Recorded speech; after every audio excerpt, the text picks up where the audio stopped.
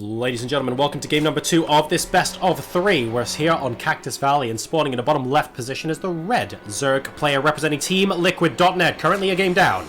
It is Snute.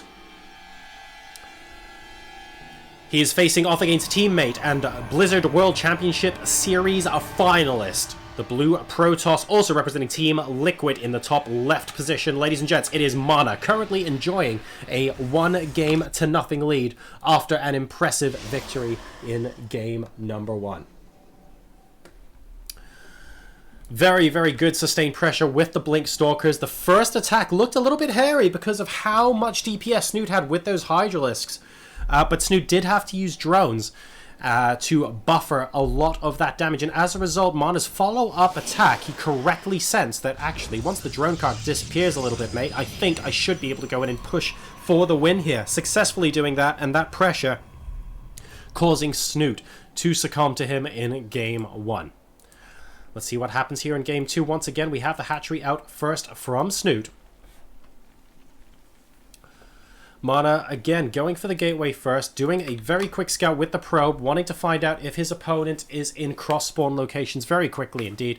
Will check the top right, won't see Snute there. Will then move on presumably to the bottom right, although by the time he does that, he should have potentially seen an Overlord.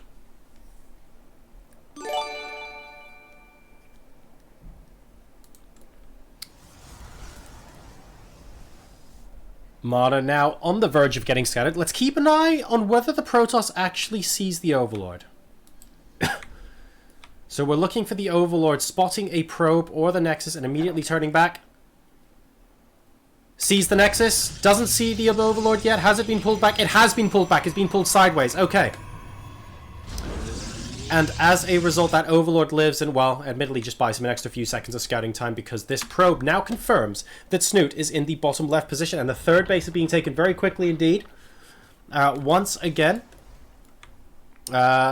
he will spot, of course, that the Nexus has gone down, although after the gateway. Cybernetics core going down as well, so Snute will get all of this scout, but this third base is so close to where MaNa has spawned. So close.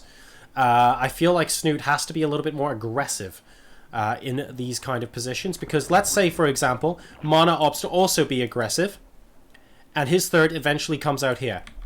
Take a look at the distance between this third and Snute's third, guys. It's really not a big distance, and it means that whoever is aggressive and succeeds with their first aggressive attack will end up winning the game, because it's too easy for the attack from here to work.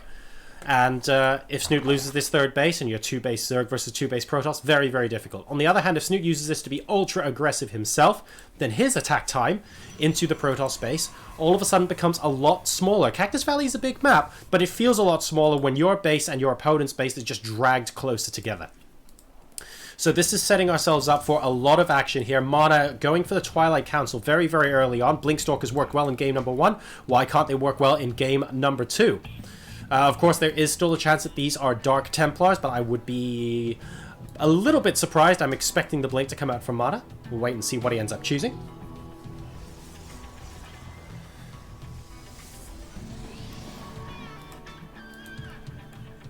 In the meantime, right, Blink instantly getting started for MaNa. So there we go.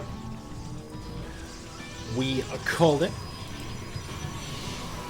Sick of Gaming, thank you very much for your comments in the chat. That is definitely something I need to get around to for various reasons. I have not done that to date. Do feel free, though, to DM me or tweet at me and let me know what you think might be reasonable. I'll probably get around to doing that at some point in the next couple of weeks, but this week is going to be pretty busy because we have the Gfinity StarCraft Summer Masters 2 at EGX in Birmingham. That starts on Thursday and Friday, and MaNa is going to be a part of that. So very excited to be part of the commentary lineup there. I think it might end up being our last StarCraft event of the year, but I'm not 100% certain of that yet. Right, Blink is nearly complete and we have 5 more gateways going on. So let's stop talking for a second. We are going up to 7 gateways, and this is purely going to be off of 2-base. It is Blink Stalkers, 7 gate. Absolutely no messing around.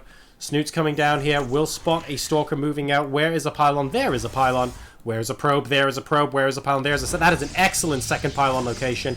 And this is a very, very good place to begin the attack. First pylon getting taken down now. Second pylon waiting for it to go up. Roach Warren coming down. Emergency Zerglings coming down. Snute knows that a big attack is about to happen. Another pylon going down inside the main. The Zerglings are searching for this extra pylon. They won't see it. That's a lot of Zerglings, though. They will be able to combat all of these Stalkers. And we need a blink back to the high ground. There's no other way to deal with this. These Zerglings have to overwhelm the Stalkers now. But there are Zealots being warped in as well. And the Zealots going to do really, really well against the Zerglings. So all the Stalkers go, though. And I think these quote-unquote contingency-lings from Snute will be able to hold it off. And that is a massive blow to MaNa, because he wanted at least to force a massive trade or take out this third base. All of a sudden, purely due to lings. Okay, this is a lot of larva. Let's not kid ourselves here. Snute has successfully managed to completely and utterly hold it off. Number of lings out on the field, guys, 50. And he basically had 50 lings against 6 to 8 initial Stalkers. That is how much Snute wanted to make sure that attack did not succeed. The work supply is 57 to 34 right now. MaNa sacrificed a lot of economy for that. Yes, Snute used a lot of larva to make these lings, make no mistake, but he did that off of 3 injected bases. So his work account off of 3 bases is comfortably ahead of MaNa's right now. And now, the longer MaNa waits, the more difficult this situation gets. That was an overwhelming number of Zerglings. MaNa doesn't have little corners to move himself into. He doesn't have a forward pylon anymore. And where does he blink back to if he's ambushed here, for example? Back here? Well, he's still out in the open there. He needs to hug cliffs. He needs to hug little areas of the map where he can get maximum surface area for minimum damage taken. And again, the Zerglings are saying, fine, I'm going to YOLO this. That's okay. And look, we're blinking back into open area. And he's trying to scare Snute back with the presence of the 3 Zealots right now. But he can't. Snute is very happy to trade all of these lings if he's able to kill off the entire army of MaNa, because it's still 3 base versus 2 base with a substantial economic advantage. Finally, MaNa gets himself into a position where it's less likely the Zerglings are going to do much damage, and with extra Zealots as well, this is going to be difficult. But again, the forward pylon gets taken out. Snute has completely shut this down, and he is now doubling the supply of MaNa. Doubling the supply, ladies and gentlemen. He's got 14 Hydralisks on the way. A Spore Crawler is going to be planting itself, because why not? Just in case, I suppose, a Mothership Core decides to join the rest of this attack. But this is looking very, very good. I love the fact as well that Snute managed to put a bunch of the lings on the high ground in case the Stalkers blinked up there. Even though they didn't, that's not the point. The fact that he was prepared for it is great. Sentries warping in now and using force fields, but using force fields means that there's less gas to warp in more Stalkers. And again, the Zerglings surround. Snute comprehensively repels this attack, and this 2-base blink gets absolutely shut down. Snute takes it to a game number 3, tying the series up 1-1 against his teammate.